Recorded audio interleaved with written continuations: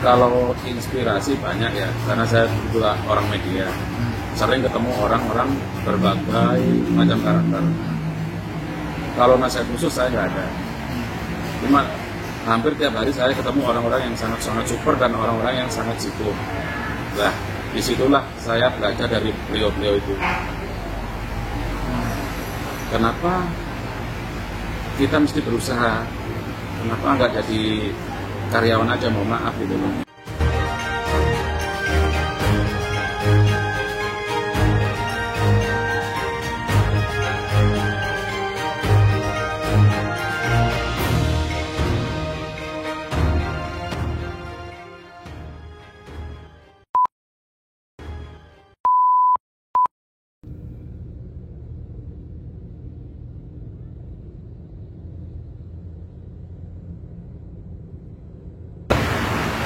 Halo teman-teman semua, saat ini saya bersama teman lama nih, Mas Saifuddin Zuhri.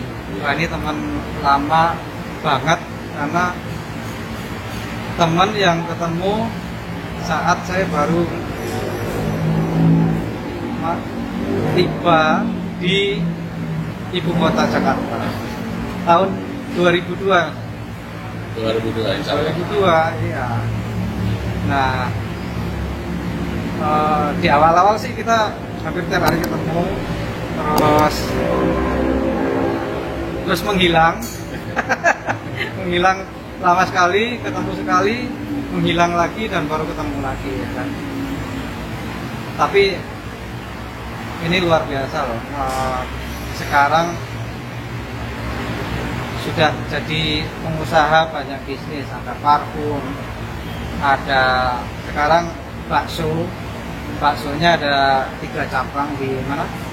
Kelapa Gading, Sunter dan Pondok Indah. Jadi 3 lokasi itu aja lokasi yang premium. Jadi sudah ketahuan kan pendapatannya. Halo Mas Adian, kan panggilannya apa sekarang? Tetap Udin, Pak D. Udin karena tukang bakso. Pak D. Udin. Pak D. Udin. Mas, jadi selama kita nggak ketemu ini kalian kemana aja? Ya, setelah kita sama-sama jalan di satu tempat, ikut orang lain, saya menghilang dan saya memulai usaha sendiri. Jadi bisnisnya apa nih? Parfum itu jualnya kemana ya? Sekarang saya fokus di online. Tapi sebelumnya offline juga? Offline ada di beberapa mall lah. Terus sekarang online? Sekarang fokus online. Kenapa tiba-tiba kok bisa bisnis parfum gitu? Karena peluang pasarnya sangat besar parfum. Semua orang pasti senang wangi. Ya. Mau ngomong siapapun pasti senang wangi. Dan itu harus bisa ditangkap gitu. Cuma kita mau mainnya di segmen mana aja parfum ini. Jadi laris ya? Alhamdulillah. Ada berapa cabang pas offline-nya? Kalau offline-nya waktu itu 4. Dan online-nya sekarang fokus online. Kirimnya ke Jabodetabek atau se-Indonesia? Se-Indonesia. Karena kita ikut di beberapa brand orang lain. Kita pasang di brand-brand orang lain.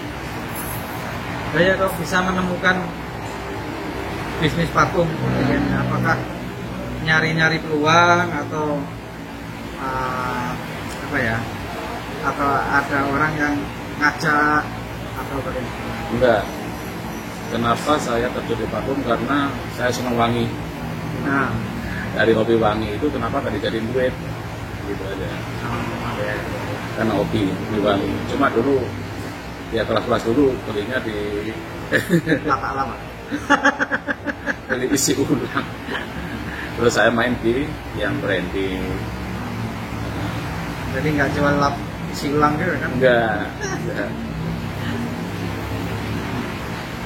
Terus kemudian dari bisnis parfum itu berkembang ke bisnis yang lain ya, ekspansi ya. Ya nyoba usaha lain dari istilahnya leher ke atas. Nah, salah satunya adalah kuliner bakso ini.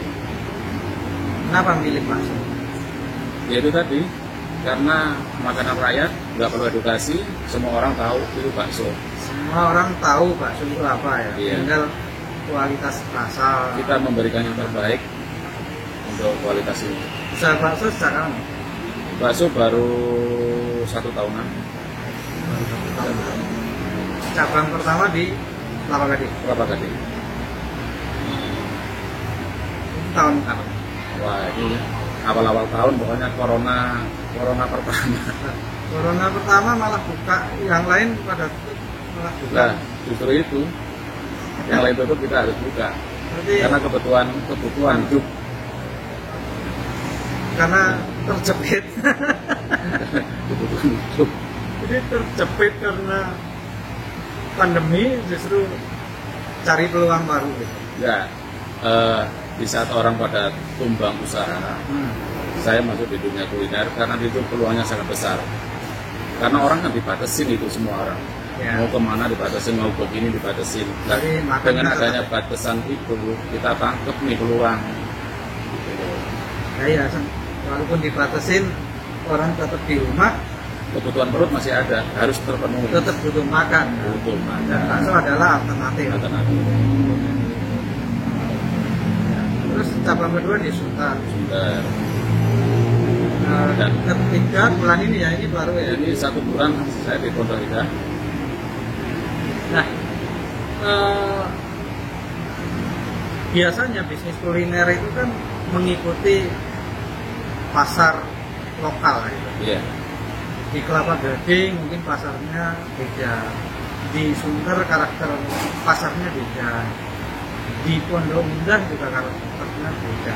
Nah, masing-masing pasar ini punya karakter seperti apa kalau untuk bisnis bakso? Kalau untuk khusus bakso, kalau Kelapa Gading itu kita memberikan ke level menengah aja. Kalau Sunter itu menengah ke bawah dikit. Kalau untuk Pondok Indah kita menengah atas targetnya. Dan rasanya juga yang paling enak di Pondok Indah. Kita berikan yang servis yang terbaik ada di Pondok Indah. Jadi kalau menengah itu ya artinya secara Dari segi rasa hampir-hampir sama, ya. Cuma harga kita lebih turun lebih murah dibanding Pondok Indah. Ya di bawah harga Pondok Indah. Tapi lebih di atas dibanding Sunter. Iya. Nah, kalau di Pondok Indah mungkin tantangannya memberikan kualitas produk yang sangat bagus, harga tidak masalah ya. Harga nggak masalah di Pondok Indah, nggak masalah. Yang penting bakso ini sehat. Dan ini saya produksi dengan homemade, produksi sendiri. Produksi sendiri. Produksi sendiri. Nah, kalau produksi sendiri itu jam berapa Saya produksi? cari beli dagingnya itu daging fresh yang masih hangat kalau dipegang dulu, daging sapinya itu masih hangat. Itu jam 3 malam Punya alatnya itu. punya. Nah, itu untuk produksi sendiri atau juga terima order dari orang lain? Kalau untuk produksi sendiri. Karena kalau untuk orang lain kita agak ngeri juga, dagingnya campur nanti. Kalau ini fresh 100% daging hangat, daging sapi. Tapi kalau produksi bola baksonya dijual orang lain bisa kan? Misalnya, Bisa.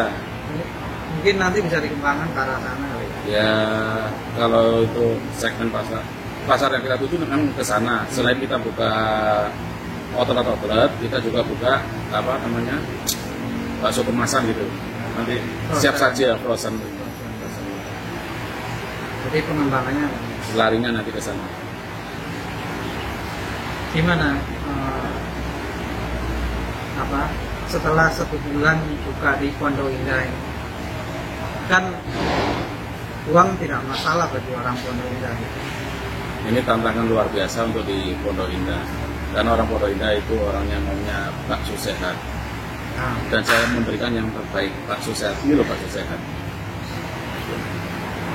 nah bakso sehat ini gimana? Kan bakso bahannya adalah tepung terigu sama daging. Ya, Untuk memberikan klaim sehat itu gimana?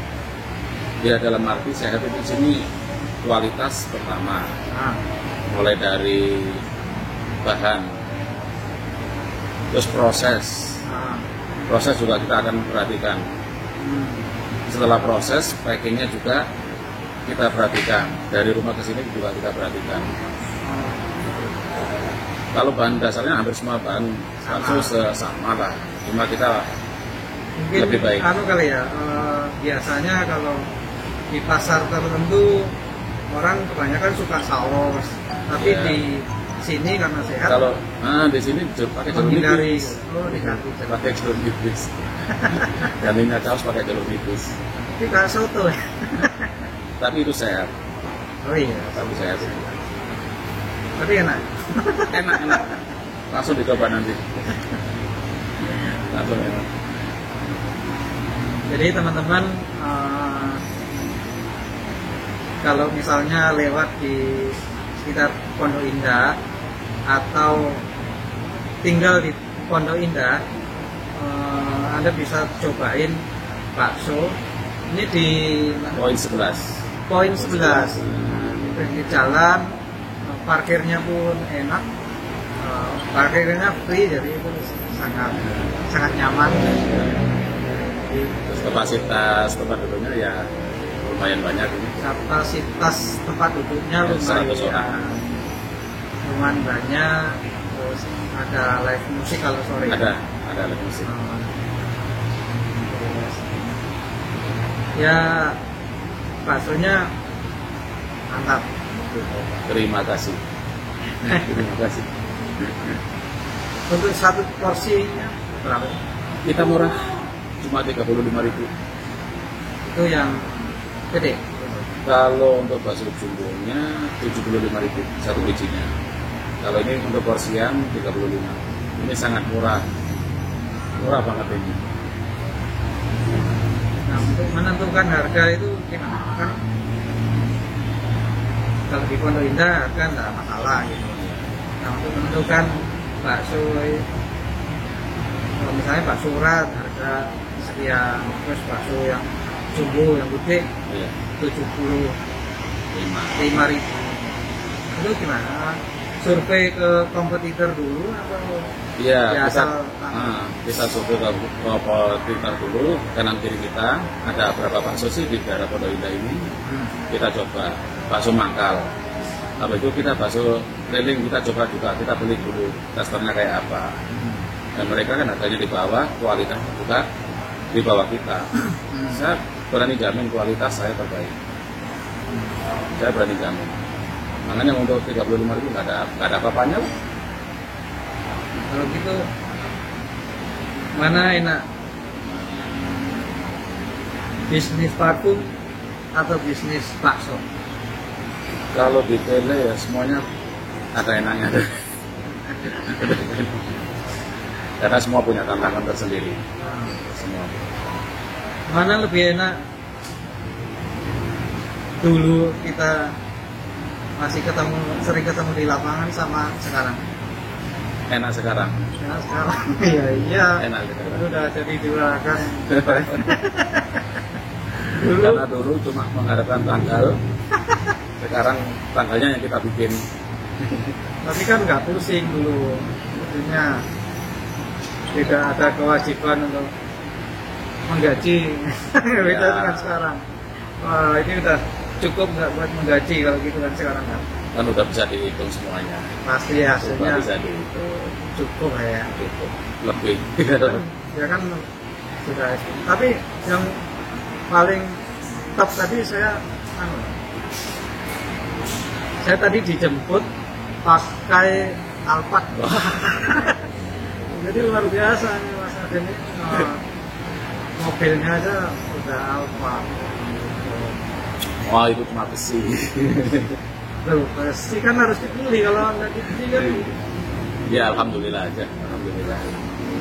besi, sama-sama besi, kenapa mesti beli yang murah kalau bisa yang mahal? Iya. Kalau bisa Disyukurin aja lah. Kalau bisa menikmatin yang mahal, kenapa mesti yang murah? Kan? Iya. Iya.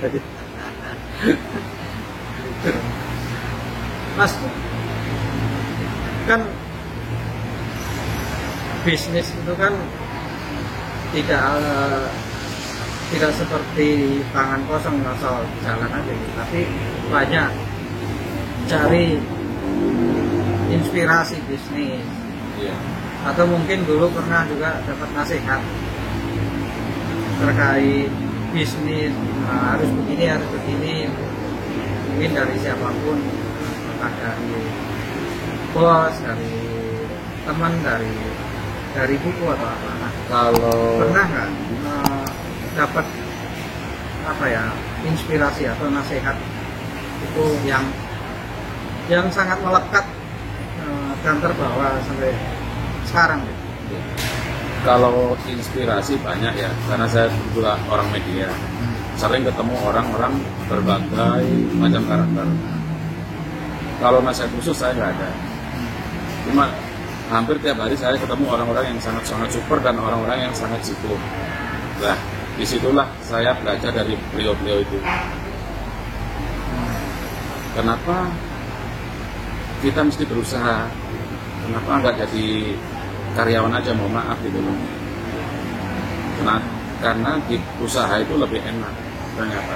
Emang bener pusingnya minta ampun. Pusing kalau udah nunggu tanggal gajian karyawan. Pusing. Tapi kalau jadi karyawan kan emang aman karena punya tanggal itu tadi. Kalau untuk jadi pengusaha ya kita sendiri yang menciptakan kapan gajian itu. High risk, high return dari Nah, iya. risikonya tinggi. Resikonya untungnya juga.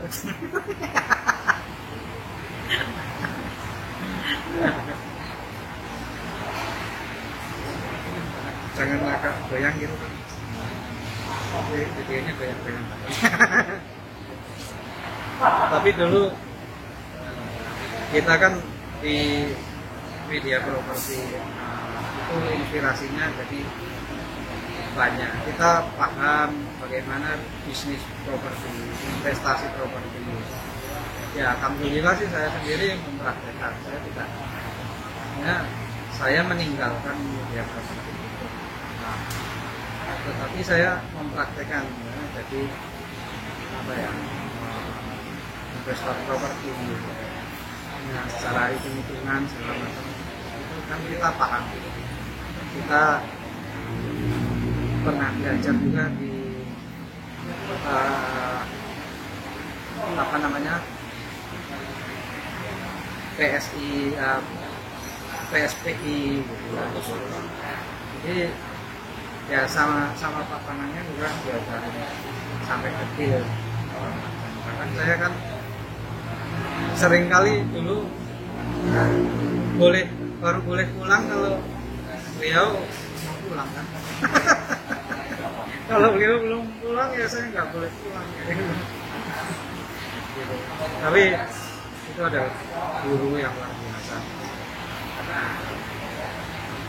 Nah, pernah nggak selama menjalani karir ini, bisnis, menemukan pilihan sulit, jatuh bangun, dan itu sangat sulit? Kalau jatuh bangun udah sering, dan hambatan itu juga hampir tiap hari kita punya hambatan, dan itu loh enaknya berusaha, kita harus mikir terus. Kalau mikir tuh enak Karena sehat. Pernah rugi atau usahanya harus tutup, belum tikar, dan ya itu kan sulit ya. Ya, kalau rugi sering, karena usaha lainnya juga banyak yang Gunung Tikar ya. Dan itu guru beragama buat saya. Karena dari Gunung Tikar itu saya pelajarin kok bisa Gunung Tikar, kok bisa tutup, kenapa ini, mana yang salah. Itu yang saya pelajarin. Tapi pernah gitu. Beberapa kali tak tutup untuk usaha-usaha lain. Tapi itu pilihan sulit. Ya sulit ya enggak. Karena kita harus memikirkan kalau ini tutup harus buka usaha yang baru. Kalau memikirkan itu terus-terusan ya nggak jadi pengusaha kita. Jadi ini mentalnya udah mental pengusaha. Nah. Bisnismen. Jadi jangan sampai kalau kita tumbang, Gunung Tikar atau jatuh atau bangkrut lah istilahnya, jangan memikirkan kebangkrutan itu, tapi belajarlah dari bangkrut itu. Kalau Anda fokus pada kebangkrutan, ya nggak maju Anda. Anda boleh berganti usaha, masalah. Pernah nggak dalam berbisnis ini entah parfum, entah bakso ini pernah merasa ini pencapaian yang luar biasa?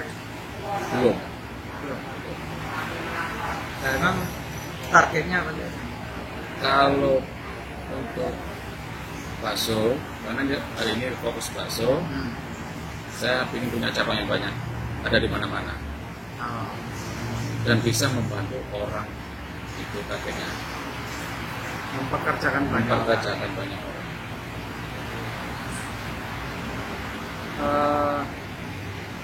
Polanya mau gimana? Cabang atau franchise? Cabang. Cabang aja. Iya. Kenapa cabang? Kan kalau franchise tinggal tarik duit dari franchise dapat duit banyak, royalti franchise-nya lumayan setiap Nah. tahun, order bahan bakunya setiap hari dapat duit terus mengalir. Kalau cabang kan harus mengelola semua itu dan lebih kusut. Iya, kalau franchise waralaba kita nggak membutuhkan karyawan. Ya betul lah, tapi nggak banyak. Tapi kalau kita cabang, kita membutuhkan karyawan banyak dan itu akan membantu mereka-mereka yang butuh pekerjaan. Karena kalau franchise karyawan franchise gitu. Iya, Jadi pilih cabang pilih dan cabang, bisa dikelola sendiri. dikelola sendiri. Takut dibohongi. Kalau dibohongin dalam dunia bisnis, kita nggak ada rasa takut. Karena resiko itu pasti ada. Semua usaha pasti ada resiko. Saya nggak takut dibohongin. Duitnya ada banyak jadi nggak takut dibohongi. Wah, bukan soal duit yang banyak. Emang resiko kita harus hadapi. Dan itu prinsip sebagai orang berusaha. Ya, tadi selain Alphard ini di rumah ada berapa? Wah, ngomongin gitu kan jangan. Belum. Malu ya. Ada mobil-mobil yang lainnya ada Pajero juga. Ya, malu. Ya ada gitu aja. Ada. Malu kan. Jadi obsesi apa yang ingin dicapai Mas Udin ini dalam hidup? Bermanfaat untuk semua orang. Karena ya umur udah tua. Jadi ustadz kan bermanfaat. Beda ilmunya. Bermanfaat bagi orang banyak. Terus sekaligus belanja akhirat juga. Ya kalau untuk akhirat kan semua usaha yang penting niatnya. Semua perbuatan amal itu kan ujung-ujungnya adalah akhirat. Tergantung niatnya lah dan caranya yang benar. Saya punya usaha bakso, saya mempekerjakan orang, saya niat membantu, insya Allah itu juga salah satu bentuk akhiratnya. Setelah bakso apa kira-kira yang mau diincar? Ekspedisi penting. Ekspedisi. Iya. Apa ekspedisi? Karena memang ekspedisi yang paling tunggu sih ya. iya. Online tunggu tunggu pengiriman luar biasa. Bahkan di era pandemi itu yang tunggu adalah ya ekspedisi. Karena apapun lapaknya butuh ekspedisi. Iya, itu. Ekspedisi mungkin. Sudah mulai mempersiapkan. Kalau mempersiapkan sudah, cuma agak berat. Karena banyak yang perlu disiapin. Yang langsung punya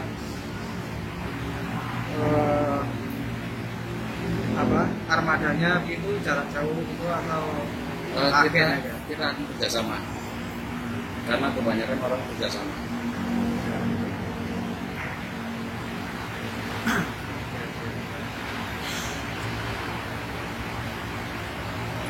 Oke Mas, jadi